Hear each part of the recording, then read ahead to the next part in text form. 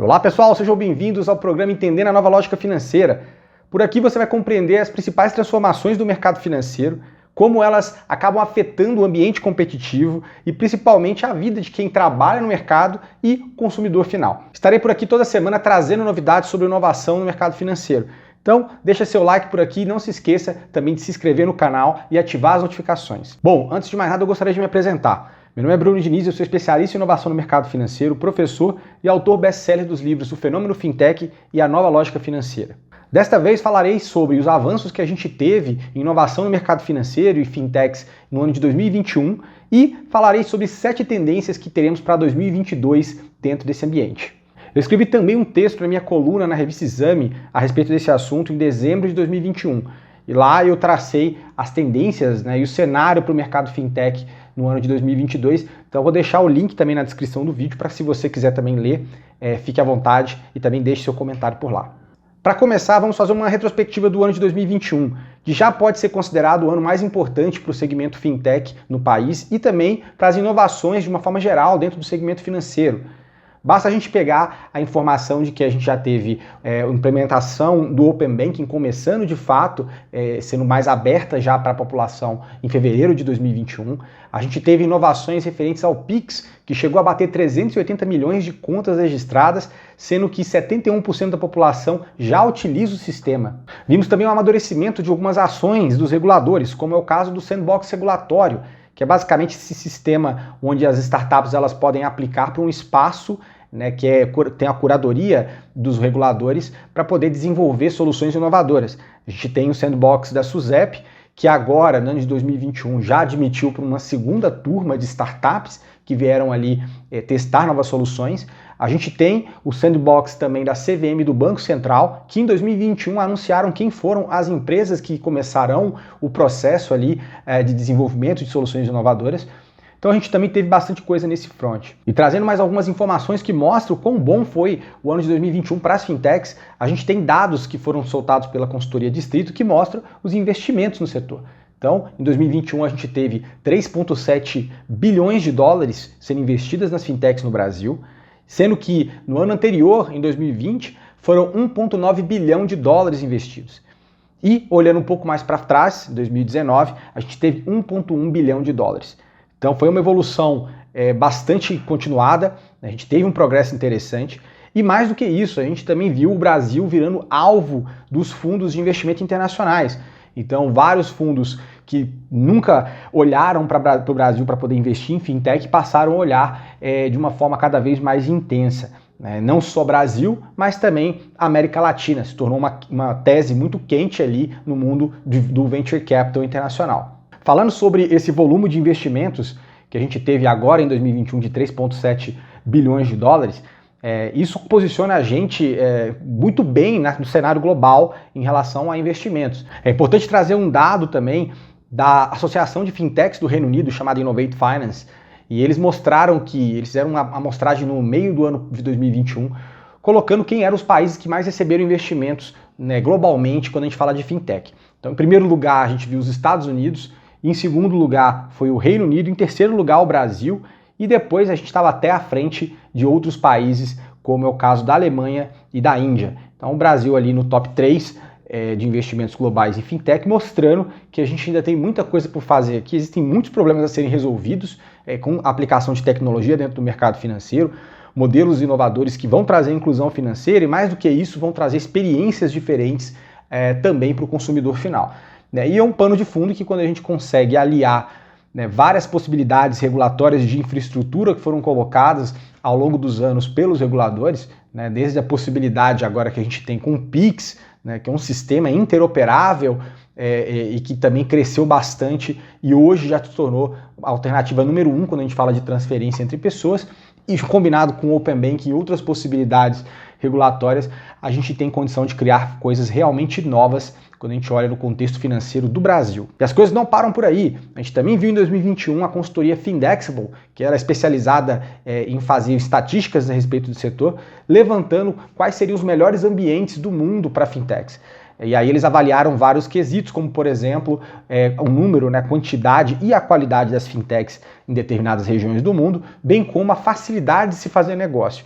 E o importante é que o Brasil, de forma geral, conseguiu adquirir o 14º lugar, né, quando a gente olha comparado com outros países ao redor do mundo. E quando a gente olha no nível das cidades, São Paulo ficou em 4º lugar, né, então perdendo aí para São Francisco, que ficou em primeiro lugar, depois Londres, Nova York, São Paulo, e a gente ainda ficou à frente de Tel Aviv e de Berlim. Então, um Brasil muito bem localizado no 14º lugar, e mais ainda a cidade de São Paulo. E aí a gente sabe muito bem que fazer negócios no Brasil é difícil, é complicado, mas há outras vantagens, como as oportunidades por aqui, né, a quantidade e qualidade das fintechs localizadas na cidade de São Paulo conseguiram fazer com que a gente se posicionasse bem no ranking. Também não podemos esquecer que a gente teve o IPO do Nubank, que aconteceu e também foi considerado o segundo maior IPO do mundo quando a gente fala das fintechs, né, de todas as fintechs que fizeram em abertura de capital no passado.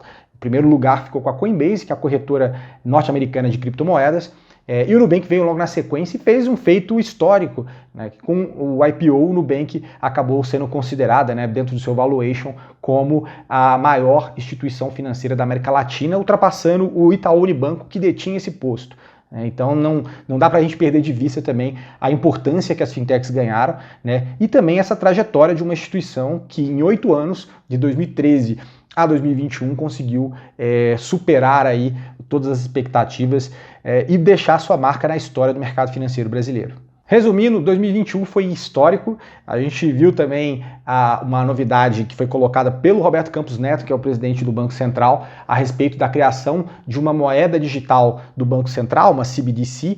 Né? Então, além de tudo, né, de todas as outras ações que foram feitas pelos reguladores, como eu coloquei para vocês, Open Banking, Pix, Sandbox regulatório, a gente também vê a questão da criação de uma moeda digital do Banco Central, que provavelmente já vai ter uma versão beta no ano de 2022, e tudo isso consegue se somar para fazer com que a gente tenha, segundo palavras do próprio Roberto Campos Neto, né, um ano de 2022 que vai ser equivalente a praticamente 10 anos de avanço referente ao que a gente vai ver de inovação no mercado financeiro.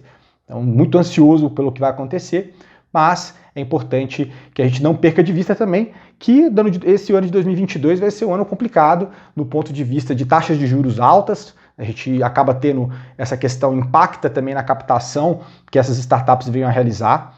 Então é um cenário que tem que ser olhado com bastante cautela.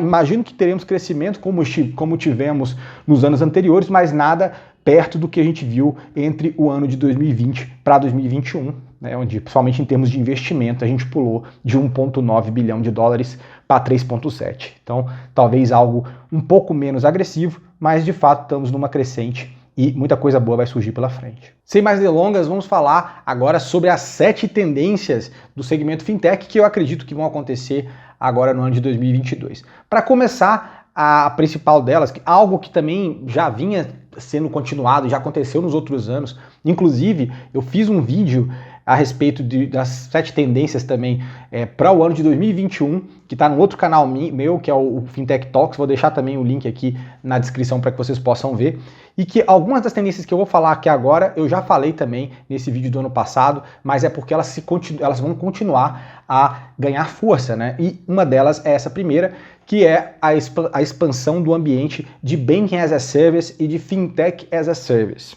Dando um contexto rápido, Banking as a Service é basicamente essa possibilidade que a gente tem hoje de algumas startups ou até instituições financeiras tradicionais poderem habilitar outras empresas de fora do mercado financeiro a prestar para os seus clientes serviços financeiros, sejam de pagamentos, cartão de crédito, enfim, empréstimos, diferentes operações que eram antes circunscritas, né, fechadas a instituições financeiras. Não por acaso, a gente vê já há algum tempo algumas empresas do segmento de varejo, telefonia, diferentes outros ambientes que estão ali oferecendo para os seus clientes produtos financeiros. E isso só se faz possível graças às empresas de Banking as a Service, né, que tem essa interface regulatória e que também fazem Fintech as a Service, que é basicamente de uma forma mais fatiada ali as experiências que algumas fintechs conseguem entregar em serviços financeiros, mas que talvez muitas vezes não dependa muito de algo regulatório um pouco mais aprofundado. Então, essas duas vertentes vão continuar crescendo. Tivemos investimentos que aconteceram em fintechs desse segmento ao longo de 2021. Então, empresas como é o caso da Swap, a Pomelo, Hash, a Pismo, então todas elas são empresas que estão fazendo e possibilitando com que a gente veja essa revolução e receberam investimentos em 2021. Provavelmente vamos ver ainda mais dinheiro entrando para essas fintechs, né, e outras que também atuam nesse mercado ao longo do ano de 2022. Mais uma coisa sobre esse tema, eu também entendo que a gente vai ter várias operações de fusões e aquisições nesse setor à medida que uma consolidação começa a se desenhar, né? E também uma possibilidade de alguns desses players que atuam nesse mercado possam fazer IPO lá fora, como já esperado, especulado pelo mercado que, por exemplo, a Doc, que é um grande player desse mercado, faça isso ao longo do ano. Mas a gente vai esperar e monitorar, mas certamente Banking as a Service, Fintech as a Service é algo que a gente não pode perder de vista. A segunda tendência que eu coloco para vocês é o do Beyond Banking. Esse termo Beyond Banking diz respeito às instituições financeiras, né? Não só fintechs, mas também inclusive bancos, começando a oferecer produtos e serviços que vão além dos serviços financeiros, né? Da mesma forma como a gente vê o fenômeno do Banking as a Service possibilitando que várias empresas embutam serviços financeiros para distribuir para os seus clientes, né? Ou seja, uma varejista vira mais com cara de banco. O movimento de Beyond Banking é basicamente o reverso. A gente vê, por exemplo, uma instituição financeira ficar mais com cara de varejista ou oferecendo produtos que eram propriamente esperados de uma varejista, né? Como um marketplace, por exemplo, e coisas do tipo. A gente já vê isso acontecendo. Alguns players já fazem isso, é o caso, por exemplo, do Inter, né, que ele chamava Banco Inter, resolveu fazer um rebranding, tirou o banco do nome e hoje se posiciona como uma plataforma que vai além de serviços financeiros, né, que também atua resolvendo outras dores dos seus clientes. Tem um marketplace ativo, tem também um produto de plano celular, né, entregas e vários outros. E a expectativa é que a gente veja isso acontecendo à medida também que as instituições, principalmente os neobanks, né, que são esses novos players aí do segmento de bancos, né, mais conhecidos como bancos digitais, começam também a buscar novas fontes de receita, né? O Nubank, por exemplo, já anunciou a respeito da criação de um marketplace. Ela já está com um marketplace funcionando, né, além mesmo de outros produtos que eles já vêm explorando, de seguros e tudo mais. Então, certamente a gente vai acabar enxergando isso de uma forma muito mais intensa. Como já falei, o Inter, o Nubank, a gente vê também instituições financeiras tradicionais que começam a olhar para essa nova fronteira do mercado. A terceira tendência que eu aponto aqui para vocês diz respeito ao desenvolvimento, né, desse ecossistema que a gente vê de Open Banking, né? Então, cada vez mais fintechs estão crescendo, atuando dentro do mercado de soluções orientadas para os dados financeiros abertos, como conseguir, né, facilitar com que a gente tenha a movimentação e o consentimento desse dado de históricos do cliente de diferentes outras instituições, podendo ser agregado a essas informações e entregando um valor diferente ali para o seu cliente. Então, várias empresas começam a atuar isso, não só na ponta de estar ajudando outras empresas a fazerem isso, como, por exemplo, um serviço do que algumas estão se posicionando com o nome de Open Banking as a Service, né?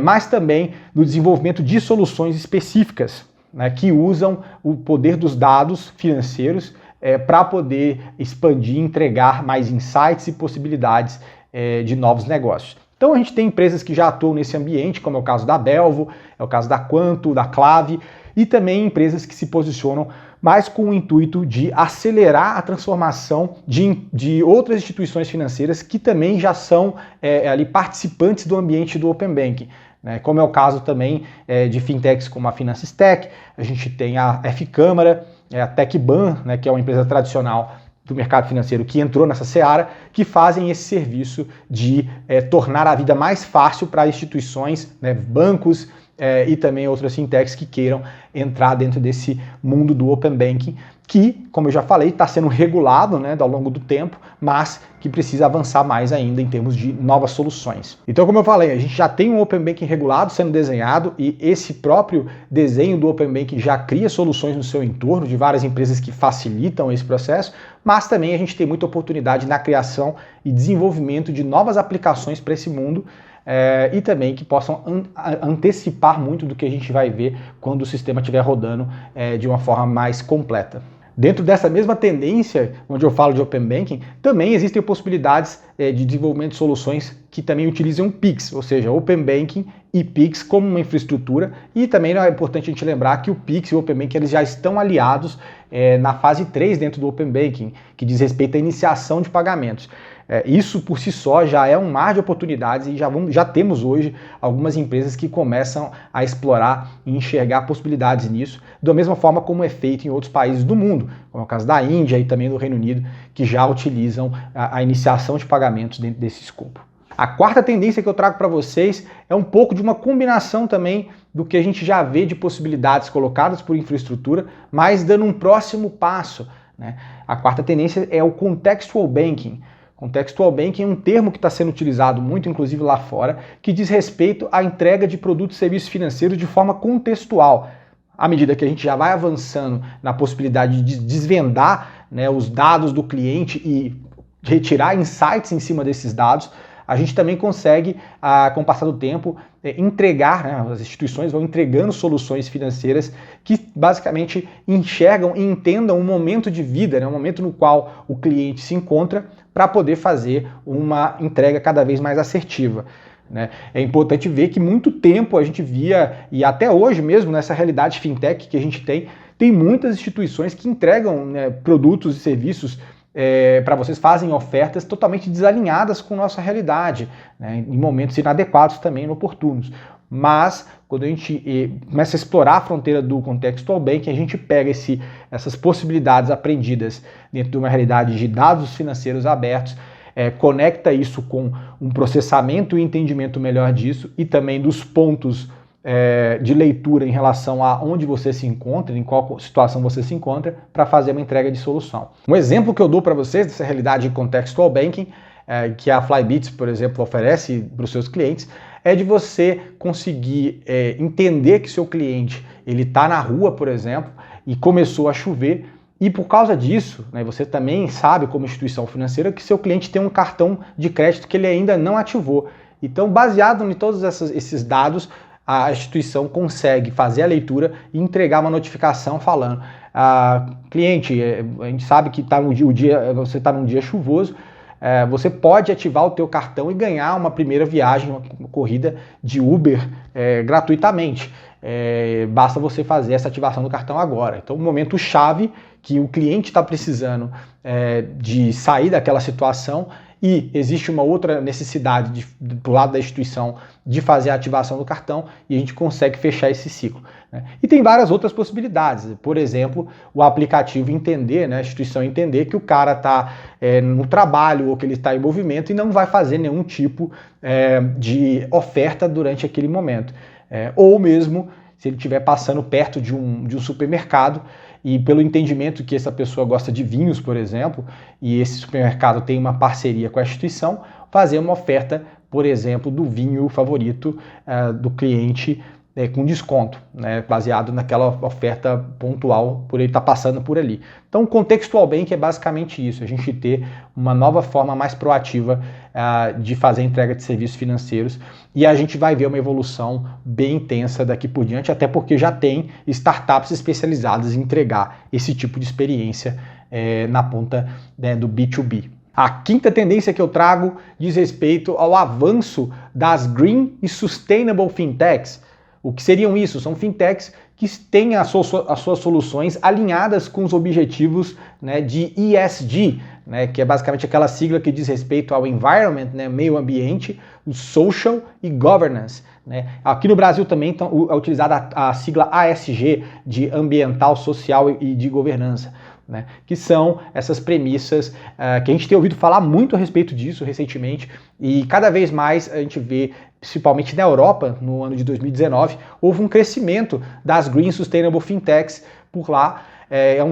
Um subnicho muito novo, e muitas delas ajudam outras fintechs a ficarem mais alinhadas com as premissas de ESG, como também a desenvolver soluções que de alguma forma ajudem, né, também essas premissas. E aí a gente pode incluir diferentes fintechs, diferentes propostas de negócio, como por exemplo, desde uma fintech que consegue oferecer financiamento para que alguém possa fazer uma instalação de placas solares, né, fotovoltaico, ou também que tem uma possibilidade de fazer uma calculadora que você consiga identificar ali a pegada de carbono que o cliente está deixando no ambiente. Então, tudo isso vai ter um avanço, um impulso daqui por diante.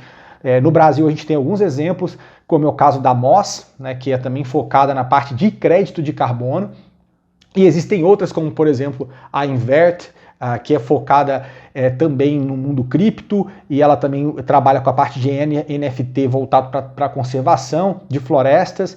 Então, todas esse bolo de startups que atuam nesse segmento vão ter, de fato, um avanço no ano de 2022. Podemos incluir também no grupo das Green Sustainable Fintechs algumas agri-fintechs, né, que são basicamente as fintechs voltadas para o segmento agro, e que aqui no Brasil elas também têm um viés que se preocupa muito com os aspectos do ESG, né, e principalmente quando a gente fala da parte social, algumas delas focadas também em ajudar a agricultura de pequenos e médios agricultores aqui no país, que ainda são bastante carentes em diversos aspectos, inclusive de crédito, e também trabalham a parte de identificação de riscos e tudo mais. Então, isso também acaba se somando, né, dentro desse núcleo mais amplo, que a gente põe de Green e Sustainable Fintechs, podemos considerar assim as agri-fintechs, e já estamos vendo em 2022 alguns cases, né, como é o caso da Terra Magna, que captou recentemente.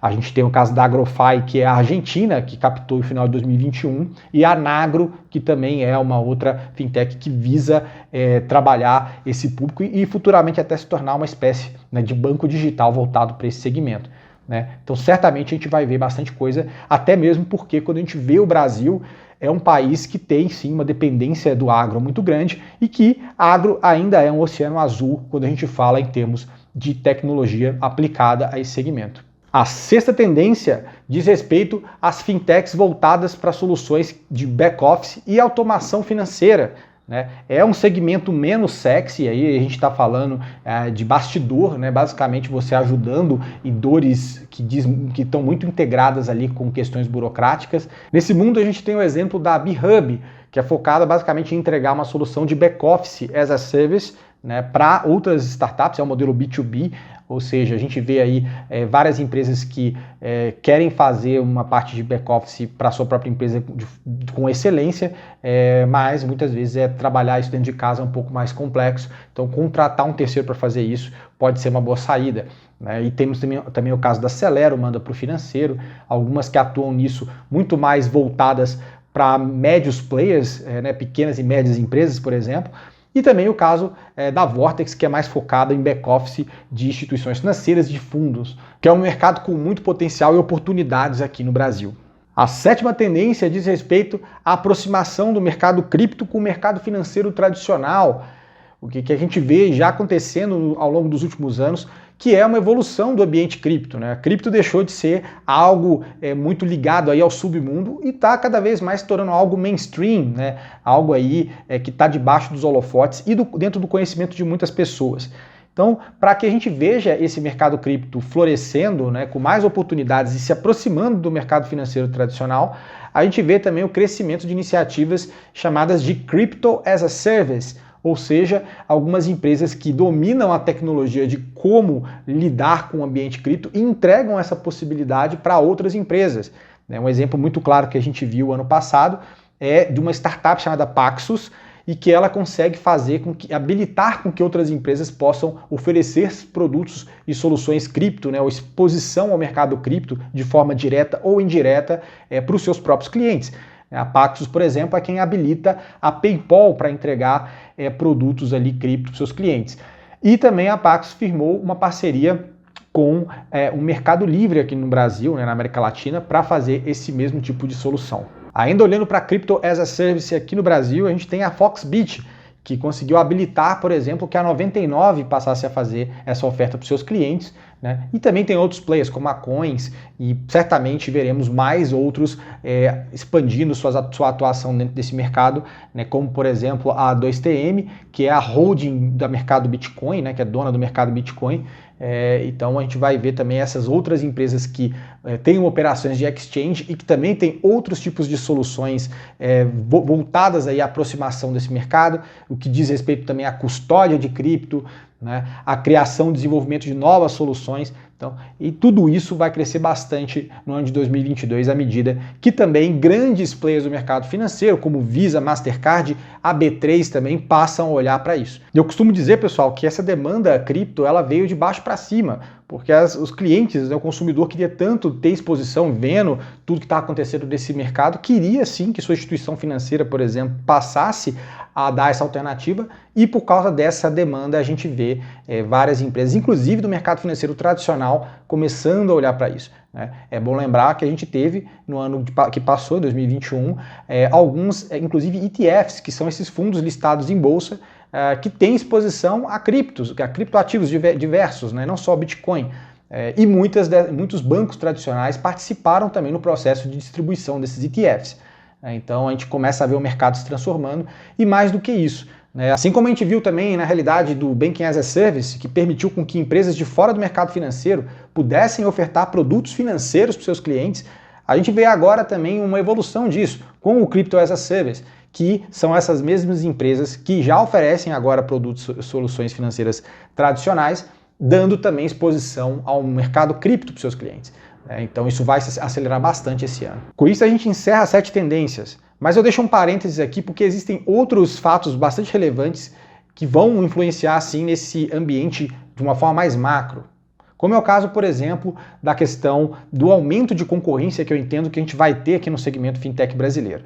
Cada vez mais fundos investindo, a gente vê várias empresas ficando grandes, tem um movimento de consolidação em alguns casos, né, que aí a gente vê muita fusão e aquisição no sentido de alguns players se destacarem e quererem ganhar uma fatia maior do mercado, mas também a gente vai ver muitas fintechs de fora, né, sobretudo da América Latina, expandindo para o Brasil. Porque até quando eles levantam lá o investimento com um fundo de venture capital, já fica meio que implícito que a oportunidade ali não é só localmente, né? Ou seja, se uma fintech colombiana recebe um recurso ou mexicana, os fundos certamente botam uma diretriz de que em um determinado tempo eles devem expandir para o Brasil, que é um mercado com muito potencial. Sobretudo quando a gente vê alguns estágios mais avançados de investimento, né? Um Series C ou até mesmo um Series B ali, que a gente já passa a ver uma escala maior sendo ganhada pela startup, né? Então a gente vai ver isso também bastante forte acontecendo. E também a concorrência com as instituições financeiras tradicionais, que agora também estão destinando muito esforço para fazer com que as suas iniciativas digitais virem. A gente tem exemplos, por exemplo, desde o Bradesco, Itaú, Santander, com suas próprias iniciativas, enfim, até de bancos digitais próprios e fintechs de dentro do grupo. Então isso vai sim, certamente ganhar força. E além disso, a gente vê também os bancos tradicionais cada vez mais indo atrás do Banco Central, pedindo uma isonomia regulatória, né, ou o que eles chamam de redução de assimetria regulatória. Cada vez mais entendendo na visão deles, e que também outros bancos ao redor do mundo estão tendo, de que as fintechs teriam mais benefícios, né, do que instituições financeiras, e muitas delas estão ficando até com caras de conglomerados financeiros muito similares aos bancos. Então, essa discussão hoje está acontecendo e provavelmente as instituições tradicionais vão bater ainda mais forte nessa tecla. E como eu falei no começo também do vídeo, a gente tem um cenário econômico, macroeconomicamente falando, bastante complicado, com o aumento de taxas de juros aqui no Brasil e lá fora, que acaba também impactando aí a forma como as fintechs podem se financiar. É importante olhar também que várias fintechs que estão listadas em bolsa, sobretudo nos Estados Unidos, estão no momento de baixa, né? Robinhood, PayPal, várias delas viram as suas ações caírem muito, e também isso tem um pouco a ver, de alguma maneira, com um aumento da taxa de juros que a gente vê lá fora, né, que acaba fazendo com que alguns investidores fiquem menos expostos ao mercado de tech e possam ir para alternativas, por exemplo, de títulos públicos, onde eles correm menos risco. Então isso é uma possibilidade que sim se prova, e vários analistas estão dizendo isso lá fora. Mas, olhando para o Brasil, eu vejo ainda muitas alternativas, muitos problemas a serem resolvidos, e dessa mesma forma, uma possibilidade de investimentos ainda acontecendo de um fluxo bastante intenso, né, mas menos talvez intenso do que a gente viu na virada de 2020 para 2021. Mas um cenário bacana daqui para frente, aliado a todas as boas coisas que a gente já vem vendo dentro do ambiente de tecnologia como um todo e de regulamentação aqui no mercado financeiro brasileiro. Chegamos ao fim desse vídeo e eu convido vocês a deixarem seu like, também fazer a inscrição aqui no canal, um canal novo, né, e ativar as notificações. E toda semana a gente vai ter novas tendências e inovação a respeito do mercado financeiro, para que você possa compreender melhor como esse cenário competitivo está mudando e também como isso está afetando os profissionais do mercado financeiro e, sobretudo, os clientes. Um forte abraço e até a próxima.